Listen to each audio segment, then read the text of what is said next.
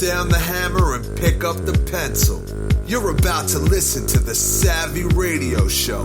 Learn from real-life real estate investors, experience revealed with the Savvy Landlord as your host. All right. Well, welcome to the Landlord Lunch. This is my time to give back to you, real estate investor, human being, someone on the other side of the computer screen. We usually do this live. Hopefully you will benefit from this. This was a subject that someone suggested. They were wanting to interview me. And so I just wrote down as many things that I have learned so far as a real estate investor. So what I recommend you to do, this is your time. If you want to put the questions in the chat, you can. I'm just going to keep going full blast. I got about 20 things on my list to talk about. We will take a full hour. If you want more details on something specifically, just put it in the chat, or I might pause. Every once in a while, I have to keep looking to the right because people keep entering. So, all right, let's do it like this. Number one lesson that I learned. Now, these are not in order. I just put this down random. Number one, can you guys hear me? Are we all good? Thumbs up? Okay. One thing that I learned is the thing called due diligence. And that's where I think I failed as a real estate investor. I was so excited about buying houses. I bought as many houses as I could, anywhere and anywhere. Of course, I've dialed in. I only buy in specific areas. But at the time, I didn't really do true due diligence. And what I mean by true due diligence, I didn't hire people for inspections. I remember one time I bought this house. It was from a wholesaler. It was $5,000. I'm like, hey, you can't go wrong on a $5,000 house. I know this is Detroit, but in Oklahoma City, $5,000, I'm like, I hit the home run. So I bought this house. I just walked in it real fast. It had central heat and air, but it was stolen. It was on the east side in the hood, good. And it looked solid. Had a kind of an upgraded power. Man. As soon as I bought this deal, first of all, I couldn't believe that I bought it for $5,000 and the wholesaler still made money. So tell me what he got it under contract for. We may never know. Actually, I did follow up with that guy because I made a very bad decision. I bought this house for $5,000 and then I started doing the Savvy bus tour. I had about 20 people come to this house on a bus with me. And on that bus was a roofer. And the roofer, I thought he was trying to get me business. I'm the Savvy Landlord. I know what I got this all locked up. He's like, you need a new roof. I'm like, man, it looks good to me. He's like, you got 3 layers. You have shake on this roof. And sure enough, he was right. When I got a bid for that roof, it was $8,000. So we haven't even dug in. I just saw the $5,000 price tag. And then I was like, I want to buy this house for $35,000. I started digging into it. Then the whole plumbing was rotted out. All the electricity was stolen. And then I have pictures. One day I'll show you. I should have brought them up. I have pictures of my plumber, 4 feet in the ground trying to plumb this house. And it was a disaster. And that was the first moment that I realized that I was not doing due diligence. And I don't know about you guys, but I kind of cut the corner. I was like this really dumb. Where I'm at today, 20 years later than before, I felt like I was a really dumb investor. I thought I knew what I was doing, and I thought I was doing due diligence. Me, not a roofer, walking around thinking I know stuff. Of course, now I know stuff because of the pain. So the number one lesson as a real estate investor or an investor in general is due diligence. And it's cool now at 46 years old with as many assets that I have, and I'm in the commercial arena now. And it's just automatic that I hire a guy to do the inspections. This last transaction I just did, I hired a plumbing company. I hired an electrician. Looks like you froze. Can you guys not hear me? Now you're back. Okay, am I back? Okay. So now so this transaction I was in, it's a $500,000 transaction, which my mind was tripping. I was like, it's easy for me to buy $50,000 deals, but I had to wrap my mind around a $500,000 deal. So, but when I added it up to do my due diligence, it was well worth it because I hired a heat and air guy who jumped on it, and he gave me this bid of what it was going to cost to do the property to get it up to snuff. And I used that for negotiating tactics. So rule number one, failure number one, do your due diligence, do it hard, do it well, and you will succeed as a real estate investor. Any questions on that? Nope.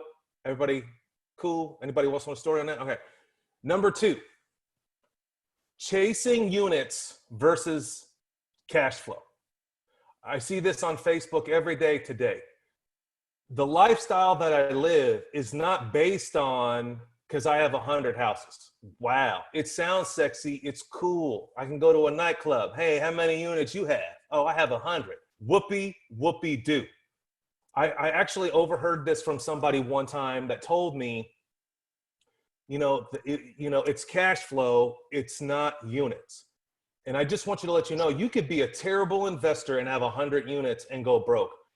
And since I've been studying accounting and since I've been coaching people, I've seen guys that have 50, 75 units worth several million and are broke.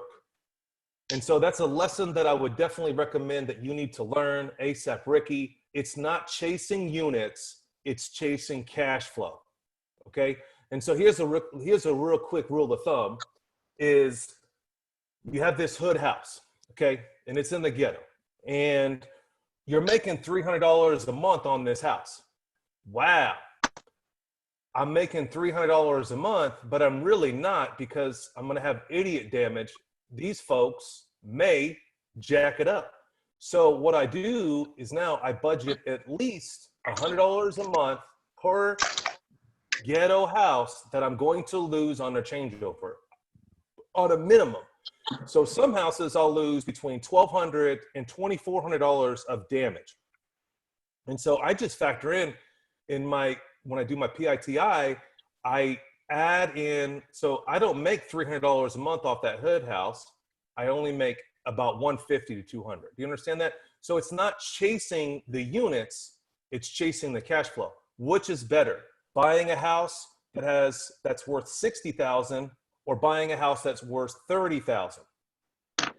It just depends. Like you can buy two houses for 30 and I sound cooler because I have 2 units versus 1 unit that's cash flowing way more. Let's give you an example. I have a house in Midwest City. Listen, I got 60 in it. I'm making $900 a month. How much am I making? Let's just say $300 a month cash flow. I have 2 houses in the hood that I bought for 30, and I'm making $200-300 a piece for those. But guess what? The damage, the headache, I'm only netting $200 a month.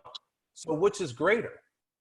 Okay, so don't chase the units, chase the cash flow. And I learned this about 3 years ago in Ohio. This investor turned to me and smashed me in the face.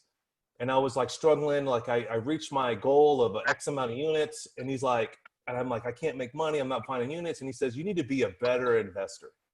And so if you want to be the very best in this game, it's not based on how many units you have. Would you agree with me? Disagree?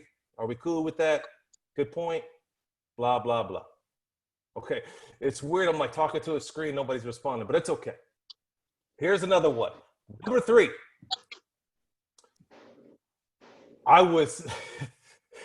Man, these are painful. Make sure you guys give me some good questions because I'm looking at my list. Number 3, I was too cheap in hiring people. And this just happened I'm about to do a whole podcast on this. And I know I haven't done a podcast, but I'm about to break this off hard. This just happened to me. This guy calls me up and his heart's broken. He had this staff member, they had a gun. It accidentally went off on a job site and blew out a window. Dude calls me. And I'm like, he's all upset and he's broken as a person. He had to fire the guy. And he's like, man, the window cost me, $500. And I was like, buddy, here's the problem. You're not factoring, he's not a $10 an hour employee. He's a $15 an hour employee, because or staff member or contractor or however you want to call it, they're going to cost you money. Anyone that works for you is going to cost you money. They're going to make mistakes. So don't be too cheap in hiring somebody. Try to push yourself. I know even when I hired somebody, I thought that I could afford $15 an hour for a decent handyman. But then I noticed that he was cheating me on hours. I noticed that he was stealing on, at Lowe's. And I noticed. And so when I added all this together, this guy that was paying $15 an hour, I was actually paying him $22 to $24 an hour. Now, that's the problem. I was too cheap. I was looking at $15 an hour, thinking that I'm savvy, but I'm really paying the dude $22, $24 an hour.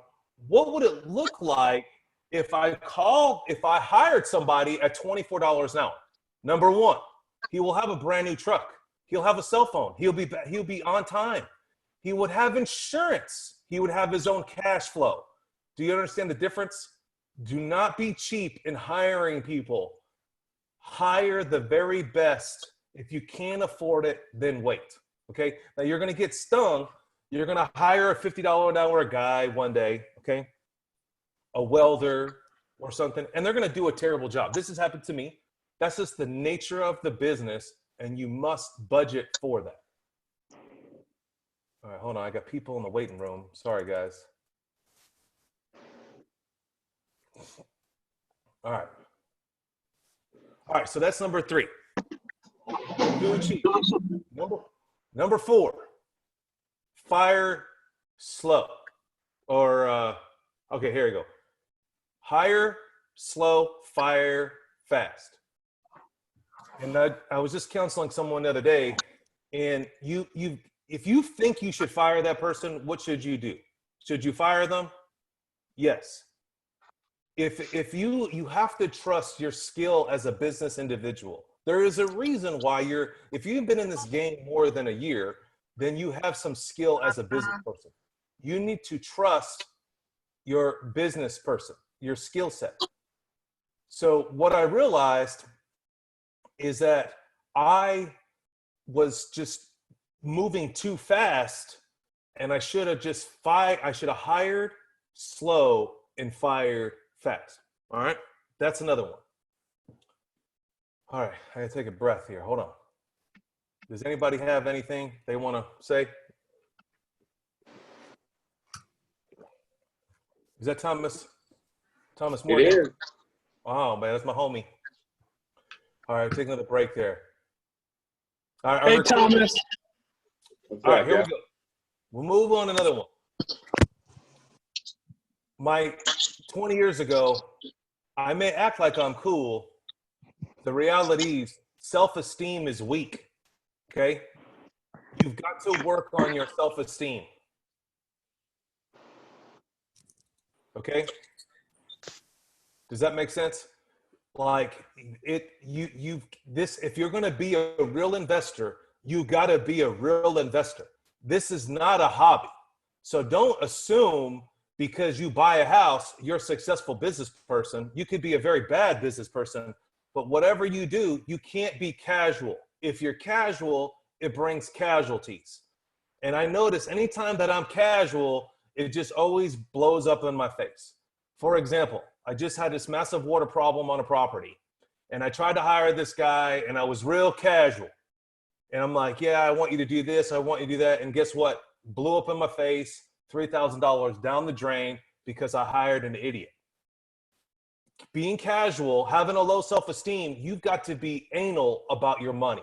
Meaning, I don't know, some of my friends, I CC on my work orders, they're extremely detailed.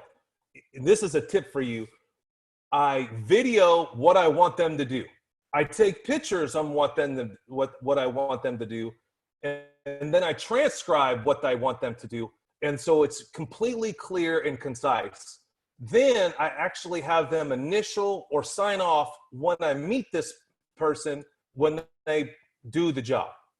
You've got to be professional about what you're doing. You can't just assume that it's going to be done right. You got to have the self-esteem. If you have a weakness in self-esteem, I definitely get on Audible. There's some amazing books on self-esteem. If you have any weakness at all in your world, you've got to get your self-esteem up. Many years, I just kind of just clicked on by and acted like everything's okay. But internally, I was struggling with my self-esteem. I was just like, well, I'm not good enough. You know, I've never bought a house before. I'm not good at accounting.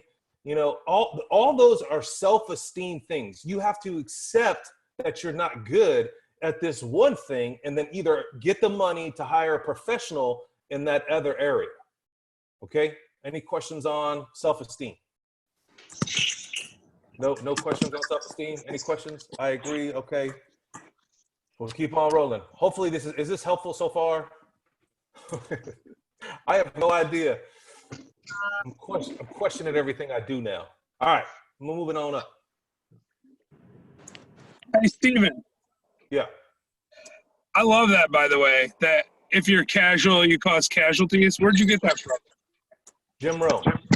I love it. It's good. Thanks. Okay. Here's another one. This is some random notes. So I'm gonna try to articulate this as best as possible. Okay. She what? I wrote on my notes, time/patience. I'm glad I wrote this. I go, I'm glad what I own, and I wish I could have owned more or bought more. Okay. So it's very interesting. Now, of course, when this pandemic and all this stuff is going on, but when the ball really starts rolling for you as a real estate investor or an investor in general, okay, you'll be glad you did buy more property. You don't want to have any regrets down the line. I could have did this. I should have did that. You should do the very best you can. You got to accept the fact. Hopefully that makes sense. I didn't know that 20 years later that my assets would triple in value. Okay. There's houses that I own. My portfolio has gone up leaps and bounds because the market is so hot. I could not necessarily predicted that. You know, I've heard from Robert Elder, every 15 years, my house is double. You know, of course, when I met that dude 15 years ago, I was like, yeah, that dude's on crack. Yeah, whatever, dude. But it's true. These houses have really doubled. I mean, there's houses that I have that have tripled in value, and to the degree in some neighborhoods quadrupled in value. And since the economy and with all this fiat money, I think whatever you can buy now is going to be even greater than it was before. Okay. It's fascinating that people look at my portfolio, they'll go back and they'll look at houses. Man, I can't believe that you bought that so cheap back then, or whatever the case. That's what it's going to be for you 20 years from now. Does that make sense? So you've got to be, you got to spend the time now, and you got to be patient about them. So there's a house I bought in Gatewood 15, 20 years ago. And I think I paid 35, 45. This is about 16, 17 years ago on Gatewood. And I dumped the house back then, right when I bought it. I was overwhelmed at that time, about 20 years ago. And I looked it up the other day. I drove by the house and they all dolled it up. And it was like the worst house in Gatewood, for real. It was a converted garage. I'm like, it's a disaster. And I mean, that's why I dumped the thing. And I looked it up the other day, and it sold for $170,000. Just 20. I mean, I don't know I know Jeff can give us the math here, but just 15, 17 years ago, it has quadrupled in value. Is that right? 35, 70, 140. Yeah, it has more than quadrupled. Now that's a rare situation. That's a rare neighborhood, but you've got to I'm glad that I own property, and I questioned, I wish I could have bought more. Okay. So I think that you need to get ready and get your taxes in order, get your money in order, get your financial statement in order. And in the next 6 months, there's a lot of horrible investors are going to come belly up. There's going to be a lot of deals going to go down. There's people that I'm talking to right now that are scared of real estate in general. You know, I've been doing this for 20 something years, and I'm like, how could you be scared? Well, they're scared because people can't pay their rent right now. And so they're assuming that they're going to fail. All right. If you bought your house properly and you budget properly and you have reserves, you should be able to make it past this next 3 to 6 months. But the goal is buy as much property as humanly possible and be prepared now for the next 6 months. All right. The next one. If you have any comments, annual return, about 20% annual return on top of that. Yes, Jeff is amazing. All right. I don't know about return. I know some returns, but I don't, my mind doesn't operate like that. My mind operates in making money, making cash. So here's what you do, right? Divide whatever return by 20 or 72. That's how you get it. And then it'll die. Like if it's a 10% return, it doubles every 7.2 years. So 20% return, double every 3 or 4 years, quadruples in 15 years. That's just a rule of thumb. Yeah, my overall portfolio is about 18 to 24% return. I mean, obviously in the ghetto, it's a bigger return. Now I'm averaging about 11 to 12 because the market has ballooned so much. But that's a good rule. That's good though. That's if you get double-digit returns, you're fine. That's good, and it's doable forever. I think as long as you're smart about buying. Yep, make money when you buy. I always say buy whenever you buy and only sell when it's high. You don't worry about it. If you can hold it through a recession, you can hold it through the COVID, whatever. It doesn't matter. As long as you got enough cash, you're good. Just buy it and wait it out. The hardest thing, speaking of that, and that's probably on one of my last ones. We'll get to that one. Let's get to this one. I wrote in my book, you should never sell assets. And for about 15 years, why would I sell something that makes money? Okay. Like just logically, because I was so young and so ignorant, I just didn't understand how investing works. So it makes me $200 a month. But as I've grown in the last 5 years as a real estate investor, I realized one thing, this thing called debt equity, and I'm not getting a return. It's actually a reverse return on my money that I don't have using. So let me give you an elementary example. I got this $300,000 house, okay? And it's paid off. And I'm making $2,000 a month on this house. If I sold that house, I would get $300,000, and I can go out and take $300,000 and buy three $100,000 houses, say that yield $1,500 a piece. Okay, this is real basic elementary. That would yield me $4,500 a month cash flow gross versus the $2,000 gross on my $300,000. Does that make sense? So you've got to learn. This is all the 20 years of failure. That's where I failed. Now, every single asset that I own that is on my balance sheet, I analyze it at least almost every month, for sure every quarter, and every year I spend at least several hours. We need to dump this asset. Is not performing at the level that it was performing. And so back when I started 20 years ago, I was too emotional. This was an asset. I wanted as many units as possible. I wanted to make as much money as possible. But then I'm not being a smart investor. I'm just not uneducated. And so the goal, if you have 10 units, you need to be really spend at least a couple hours or at least an hour a week becoming a sophisticated investor, understanding when to sell, why to sell, and how to sell. It's easy for Jeff just to pop off. Yeah, I just sell when the market's hot. Yeah, but if you don't know when the market cycle is, then you don't know when to sell. Okay.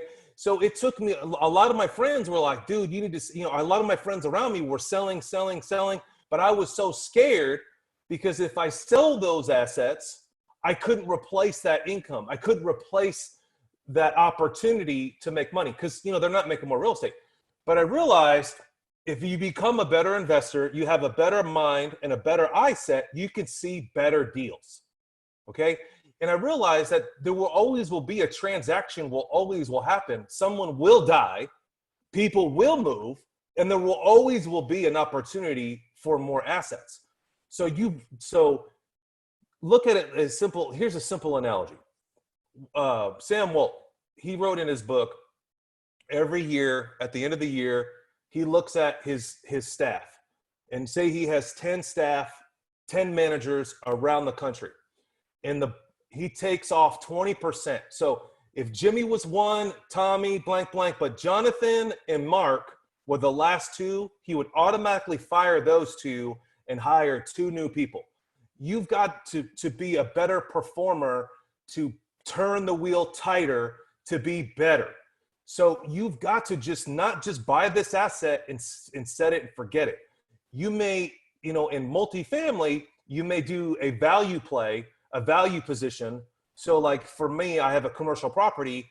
Is it worth me to redo the pavement?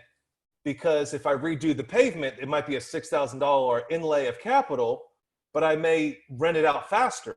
So you have to run these equations. You have to understand the difference between, it's just not slamming a tenant in there. So anyway, got on that one. That was a good one. So here's the other one that I wish I would have learned at a younger age. And Jeff brought it up. Market cycles. You've got, I went through 2 cycles. So right now we're going through my 3rd cycle. So when I got into the market in 1999, we were in a cycle. And then in 2007, 2008, we were in a cycle. Now, when I got in, I was completely ignorant to the game. I just wanted to make money. I had no idea that I was overpaying for houses or I was a good investor. I just stick to my guns and said, okay, this thing rents for 600. I buy it for 30,000. It just makes sense to me. I'm cash flowing. Okay. So I was ignorant when I came into the game. And then when the second market dipped, I just stayed focused, put my head down and grinded out and just bought as many units as I can because they were even cheaper when I got into the game at 1999. I mean, in 2007 or 11 or whatever that market crash, they were cheaper when I got in 2000. There's a house I bought in 1999 to 2001 for $50,000 that I overpaid. The realtor got me. It's my fault, my responsibility. I overpaid. And then now that house in 2000, whatever, when that market dived, it's worth $35,000. Okay. So the one thing that you need to do, and I don't have a book on here. There's the book might be called Boom Cycles, or text me and I'll get it to you, or I'll put it on the meetup. But that's a really good, simple way to understand market cycles. I wish I would have known them, because if I would have known I was in the middle of those 2 market cycles, I would have just crushed it even harder. So now I know that we are going into a market cycle. Would you agree? Yes. So now I'm getting prepared. I have my private money lined up. I have my bank funding lined up. I have my capacity lined up. What do you mean by capacity? My staff. How many units can we take on? My construction crew. Are they ready? Do I have them ready? Do I have policies and procedures ready to roll? Do I have my insurance agent? Is he ready to roll? Does he understand? Do I have all this lined up and I'm waiting? It's going to be a perfect storm. So you got to understand market cycles. All right. I'm going to blaze through these. I still got 1, 2, 3, 4, 5, 6, 7. I still have 9 more to go. All right, here we go. Accounting. I wish I would have learned accounting way back when. Okay. I had my head in the sand for so long. I didn't even do my taxes for several years. I know, hey, it's possible. And I'll confess that. I was so scared because I wasn't making money when I started. I didn't know. in which just caused my self-esteem to go even lower. I felt bad about myself. I didn't know where to turn. I didn't want to confess that I didn't do my taxes, and I felt like a loser, right? Until one day I walked into the original OKC RIA, and this guy was speaking. His name was Gary Armstrong. He passed away. He was my accountant. He became my accountant, and he held my hand, and he refiled all my taxes, and I didn't have to pay for any of those back taxes. And, I can't remember what it cost me, but I was driven by fear, and I was driven by my self-esteem. And so, because I'm a blue collar guy, I'm not a white collar guy. I mean, I want to go out and touch stuff. I want to go out and work. I want to go out and negotiate. I want to go out and find a deal. I want to buy it. I want to make it work. I'm a deal maker. I don't want to sit there and count the money.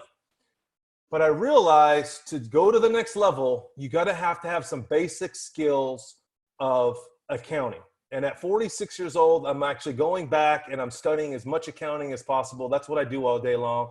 My life, VanCauwenbergh's lifestyle is boo-boo. I sit here and study with my kids screaming at me all day. I mean, it's hard. But if I can go back and if I could redo this, again, I would take this as a professional, as an investor. And to be a professional, you got to understand all the rules to the game, and you got to understand not just arithmetic. You got to understand ratios. You got to understand how banks borrow and loan money, and you got to understand what a financial statement is. And you need to learn to start creating those financial statements now. Even if you got to read Rich Dad Poor Dad, even if you got to play Cash Flow 101, get the ball rolling. If you follow me on Facebook, you could see I posted today the accounting equation. If you want to know a fun fact, I've taken accounting 3 times and dropped out 3 times because it's just a frustrating class, because I realized you have to memorize everything. There's all these formulas. And I'm like, I could never memorize them. I'm a savvy guy. I got this all locked down. How could I not be successful in accounting? And I realized this. And this is why I love the world and the internet today. Because I wasn't practicing it every day. I wasn't consistently working on it. When I consistently worked on real estate, people don't understand. How'd you find all these deals? How'd you do it? Well, every day I looked at real estate. Every day I was on 10 minutes on Craigslist. Every day I'm on 10 minutes on Facebook. Not now, but back when I started buying tons of houses, well, I realized to get this ingrained inside of me, I have to work on accounting every day. And then I'm like, okay, so then I started making flashcards. It's just like anything successful that you want to be successful at, you can do it. So this uneducated individual can learn accounting and become superstar in accounting. You can too. There is no excuse. There's so many online courses. Learn accounting. I wish I would, and I love having a young child, my boy, and my children, my daughters. I love teaching them accounting now. If I teach them the basic principles at 6, 9, and 11, I teach them live on 70%. 10% goes to God, 10% goes to savings, and 10% goes into investing.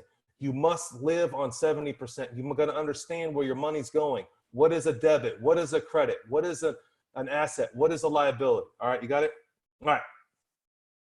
One thing I learned, I don't even know why I put this one on here, but I'll be real quick on this one. It says buy and hold or flipping. Well, I learned that the flipping game has never been successful. Like I'm telling you right now, it has never been successful. I know these guys are out there making a ton of money, $30,000 on every deal. I'm like, good for you, buddy. But when that $30,000 that hit your bank account and you're paying more in regular taxes, and then you got to do it all over again, man, I'm sorry. So I don't know if that means anything to you. So we'll move on to the next one. Here's one thing that I learned that I wish I would have done, and I hope that everybody takes a pen on this one. I'm going to take a drink. We're going to make this more dramatic. Okay, listen up. I wish I built relationships with brokers. I wish I built relationship with brokers. Let me say it one more time. I wish I built relationship with brokers. See, I spent a lot of time with wholesalers. Great. They don't give a rip about me. They're about them making the quick $1,000 and moving on. Realtors, they come and go. They can't survive in this game. It's so expensive. Did you know it costs $2,000 a year to be a realtor? Just the basics, not the signs. That's just the fees. I mean, you need to be a broker if you want to make money. But where I failed, one time I was trying to buy a house on Hubzu. And actually, I bought a house on Hubzu once, and I bought a house on auction.com. Well, I found this dude, this broker on Hubzu. And he had a bunch of listings on Hubzu. And I called him. I was like, hey, I want to go see this house. I want to buy this house. And he's like, sure, no problem. And he's like, I'm the broker. And I was like, ooh, you the broker. And I was so ignorant. He's the most powerful person in the game. He's the direct connect to Hubzu. Hubzu calls him and gives him all the deals. If I built a relationship with that guy, what is he going to do? He knows that this investor has the cash and can close. He wants to make a commission. And that's where I think I ultimately failed as a real estate investor. I didn't spend any time building. You should be, if I was Jeffrey at his stature, I'd be calling brokers up all the time and having a relationship with brokers. I would be partnering with brokers. And now it's like, I don't even know how to even engage in a relationship with brokers. I try to build a relationship. Maybe it's a zip code. Maybe it's you do a bunch of transactions. But I know that I built the relationships with tons of realtors. I had a realtor not too long ago sold about 20 of my houses over a short amount of time. And I don't even hear from that guy anymore. Like he did this, I don't even hear from him. I mean, what went wrong? Well, I know what wrong. He has a family. He bought a new house and he moved on, and then he got overwhelmed with work and he's over inundated because he's chasing a listing. He's chasing a sale. Brokers, what are they chasing? Do you know what brokers are chasing? More agents and relationships. That's, I think, where I failed as a real estate investor, is I did not work on relations with brokers. Can I get an amen? Come on. Cause somebody, man, it's hard talking to a computer, y'all. I'm telling you, in a room full of everybody, it'd be cool, you know, but you know, anyway. Amen to that, Steve. I mean, if you're just new to the game, or if you've been doing this for a long time, I mean, I would recommend find one broker and build a relationship with that one broker.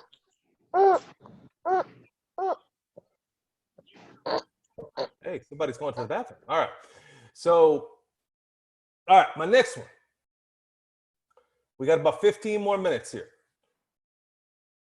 Accountability, I think, is the number one thing that I believe that I could have doubled in size. I've been over here by myself, this little Lone Ranger, acting like I know everything, Mr. Savvy somebody, and it sounds cool, and it sounds sexy, and But I realized I started working in this mastermind group, which I was dumb back in the day, 20 years ago. I was like, man, mastermind groups, they're $1,000. I can't afford that. You know, man, I'm telling you right now, having an accountability partner in your world is bar none. You can explode. You can go to whatever level you want to go to. For example, I was listening to Les Brown the other day, and I definitely recommend Les Brown. And he's like, you know, pay attention next time you go walking with someone. Who's leading who? Do you ever notice that? Who keeps the tempo? Is it you, or is it the person you're walking with? And I noticed, I ran a couple of times with some homies, and you just perform better when you have somebody with you. You can't, there's no excuses. You run, right? Hey, we're gonna meet at 6 o'clock and we're gonna go run. Okay. And then all of a sudden you meet with somebody, you run even more. You run faster than you would if you didn't. And so that's what I'm trying to tell you right now. That's something that I wish I would have learned, is I wish I would have had an accountability group or a friend that had the same zeal and desire and passion that I have to get out of the broke, unsuccessful world of paycheck to paycheck.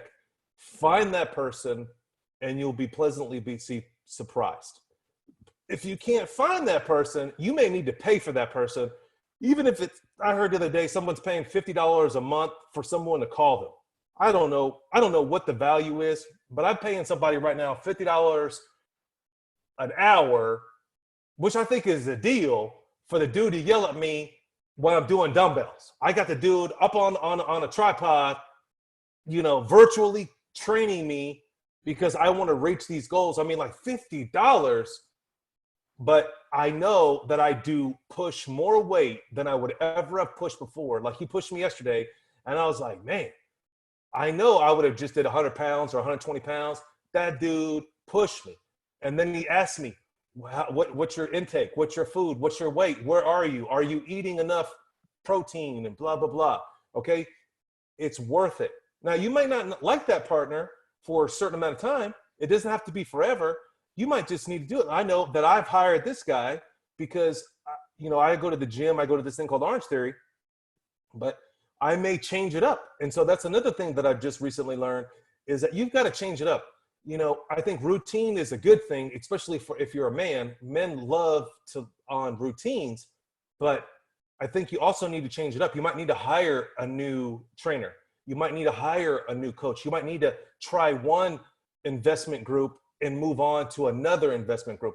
I know that I was going to the same real estate local group forever, and it was just beginning numb, right? I was only attracting certain type of people, and I was only hanging out with certain type of people, people that were making me comfortable, right? I was comfortable.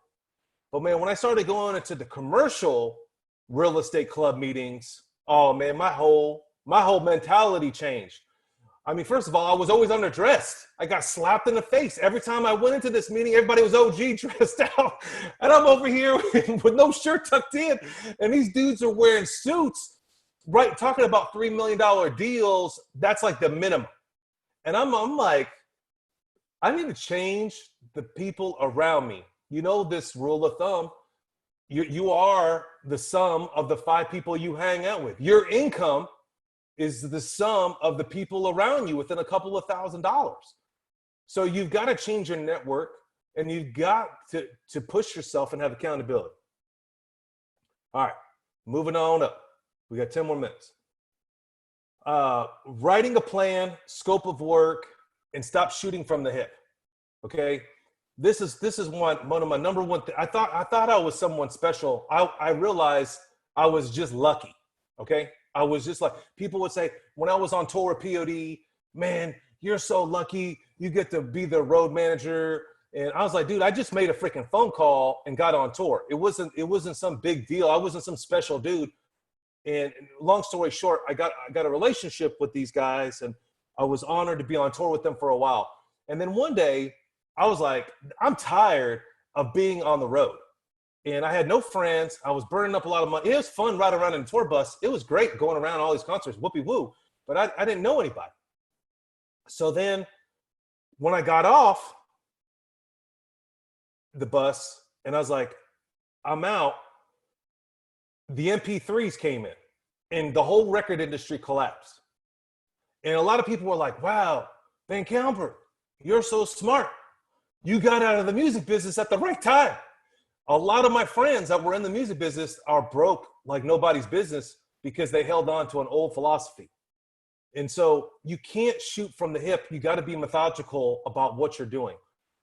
Is this real estate game going to bring you the lifestyle that you're looking for? Every day I'm like, wow, I can't believe, I'm so glad that I sacrificed 20 years ago to get to the position that I am today. Did I want to quit several times? Absolutely. There's been one time where I called the church up and said, hey, I got these 14 houses. I'm thinking about donating them to you because I had no money and I was broke. But I'm glad that I hung on, and the lifestyle and the life that I have now is bar none, beyond my goal, beyond my dream, beyond everything, because I just hang on. But now I don't just shoot from the hip. I have a plan and I execute that plan. And that's what you need to do. Don't do what I used to do. Just, okay, I'm going to rehab this house. Like I put on Facebook 2 months ago, hey, I'm going to close on this house. I'm already working on the scope of work, what I'm going to do, what's my budget, where am I going to go, and when do I want to get it done, and what I'm going to do with the asset. I don't just buy the house. Oh, maybe I should rent it. No, I go through a scenario of 5, exit strategies. Like, so I just recently bought this house on the south side. No, I'm not a big south side guy. The appraisal came in at 100, and I realized, okay, it needs about $10,000 to $20,000 worth of work. I locked it up for 40 cents on the dollar, 40,000. I got 60 in it. And then I'm like, maybe I shouldn't touch this house. Maybe I shouldn't remodel this house. Maybe. So my first plan was to put 10 in it, put 10 in my pocket, and then just rent it out and get $900 a month. And I was like, that sounds like a good plan. But then I'm working on another plan. That was just shooting from the hip. That's just what everyone else does. That's what all real estate people do. That's what you're supposed to do. You're a landlord. That's all right. That's not necessarily the case. I was like, well, maybe I should slow down. Maybe I should take the seven. I requested $60,000. I should close the house for 40, and keep the 20 and put it in a savings account. And just because someone's living in the property, no, it's not up to my quality. It needs to be painted. It needs to have certain things. But I know it's in a neighborhood that a lot of people would just automatically just move on in. They would be just thankful. My cash flow may not go up to 900. I may have to rent this house out for $750. I'm still going to cash flow $150 a month, but I'm going to put $20,000 in my bank account. Yes, I'm paying interest on it, but that house is paying interest. So, because I'm prepared for the market to collapse, I'm prepared for other opportunities. So you can't just shoot from the hip, and you can't just do what everyone else is doing. You might want to talk to 3 or 4 people. What's a good scenario? Hey man, I got this deal. This is what I'm thinking. Yeah, you got plans. Now, if I keep that 20,000 and I keep the discipline of not touching that money, and I earmark that money, if I don't get a tenant, I can fix it. I can test it. If those people move out and I just put it up for the market, I can test the market. I can see how hot that neighborhood is. I also have options. I could retail it, which would be dumb right now, but I can wait on it. And I bought it at the right price point where I have options. So don't shoot from the hip, and don't just always do what you always have done. Don't always do what you always have done. Do something different. Study other real estate investors. What are they doing now? 20 years ago, one of my very first mentors, I was just in awe of this guy. He was like, I have no maintenance. And I'm like, this dude's lying to me. I'm like, yeah, whatever, dude.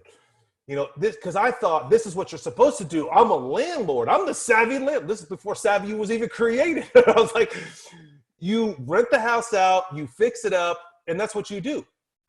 You know what this guy did? He just sold all of his houses on terms. And I was like, and he has no maintenance. Well, I'm here to tell you, that's where I'm at 20 years later. Out of 140 units, maybe 20% of my units are actually houses that I own, and I just trade paper all day long. I just finance people. I buy the asset, and for example, I bought this house not too long ago for $35,000. Didn't touch it. I just had a lady just buy it for $65,000. I carry the paper. I arbitrage on her. She's paying me $600 a month. I'm paying the bank $300 a month. There's a $30,000 margin in there. And life is grand, and I have no maintenance. But that's not how I thought 20 years ago. I thought you had to be a dirty landlord. I thought you had to get down and dirty. I don't even touch properties no more. It's all about a balance sheet. It's about finances. It's about buying the asset right the first time, and how can I arbitrage it from here? All right, number 2, number 15. I don't know what the frick number 1. 6 more minutes left. Contingency plan. You got to have a contingency plan. I wrote this. When did I write this? I wrote these notes 2 months ago, and it's crazy, before the coronavirus. I wrote these notes down, and it's near the bottom of my list. You got to have a contingency program all the time. People always ask me, VanCauwenbergh, why did you always buy houses at $25,000 or $30,000 when you first got started in the game? And what I realized, this is the stupidest answer, but this is my real answer.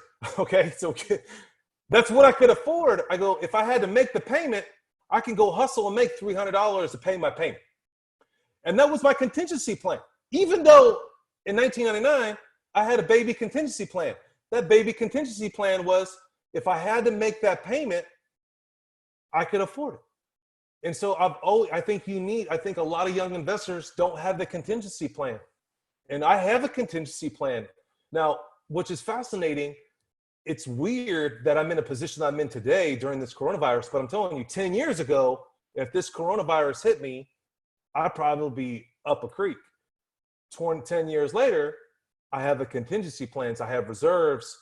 I've shifted some things around to make it work. I don't rely on this income. I have a contingency plan. All right, another thing that I learned, private money. Dude, you need to be prospecting for private money like yesterday, every day, all day, every day. Like I constantly work on private money every day. I write letters to people. I text people. Octavius, he doesn't even know it. He's my private money lender. Like one day, homeboy's gonna loan me money because he gets a postcard from me every quarter. Because I have this tight network of certain people. Because I know I can call Octavius and he knows some dude in Detroit that has some money that may want to invest with me someday. You just don't know. What I'm saying is that you're constantly prospecting for private money. I wish my self-esteem was so low when I started. I didn't think I was smart enough. I didn't think I could do it. I got to have this. I got to have that. No, you do. And you don't need no education. You don't need nothing. You just need a relationship. That's all you need. You need to understand 2 + 2, and you need to file some paperwork. And let me give you one tip that really helped me. This banker retired. He was my banker. And one day he calls me up. He's like, hey, Steven, would you mind if I would see if I can get you money? And I was like, I thought this was some scam. I'm like, what do you mean? He's like, I heard about this bank, this credit union is working on commercial. And if I can get you a loan there, would you pay me? And I said, sure. He's like, would 1%? Okay. He did. The dude, he said, I can see if I can get you $1 million. Well, he only got me like 700,000. Only got me 700,000. But I was like, this is what the rich people do. He filled out all the documents. He got all the financial stuff organized. I literally didn't see anything until I got to the credit union and signed the piece of paper and refinanced a bunch of stuff. This is a long time ago, but there is people that will do this for you. There's relationships. Is this how the rich people do it? They just show up and sign documents? That's what they do. They just show up, build a relationship with someone that knows how to do that, and definitely work on private money. All right. Here's the deal. One thing, another one. Okay, there's 2 things. There's 2 more things, and we can wrap up. One, know the market as a whole. And when I got into the game in 1999, I was in this little area called the Plaza, the Paseo, okay? You know Paseo, Oklahoma City folks? That was my very first deal. I bought it for $14,000. I eventually sold it for $50,000. I thought I was somebody special. That mother house is worth like $125,000, $150,000 right now. I mean, in Paseo. I mean, it just blows my mind. But one thing I learned, I started hanging out with my mentor back then in 1999, and to this day, he's still my mentor, and I still hang out with that dude once or twice a year. But he always knows the market, and so he tells me about neighborhoods. I always wondered. I'm like, dude, how did he know? How did he know that they were? He told me that I-44 and 235, they were going to tear that up. I bought a warehouse on that exit on Northwest 50th. And I got to look it up. I think in 2006 is when I bought that property.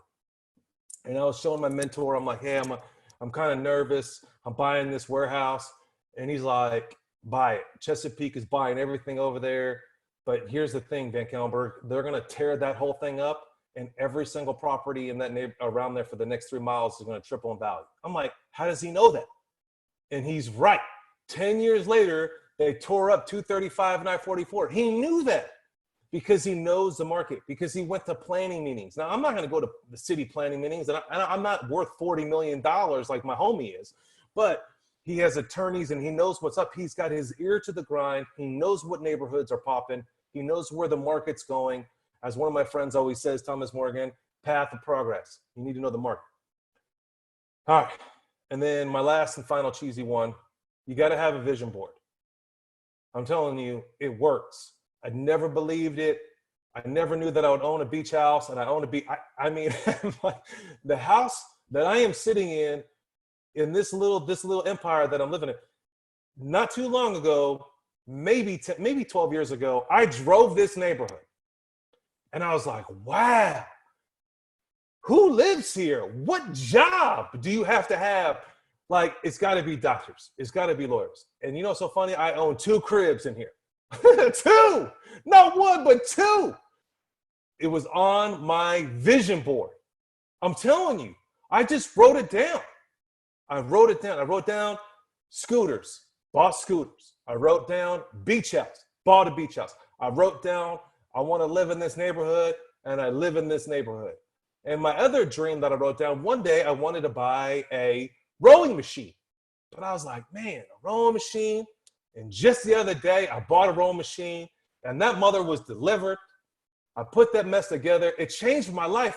It was the hardest workout. I was like, why did I wait so long? Stop waiting. Write it down and start pursuing those goals and those dreams. You must have a vision board. And remember, for the very first one, stop chasing units, chase cash flow. How much money a month do you want to make? It's not 100 units. It could be 50 units that brings you $10,000 or $20,000 a month.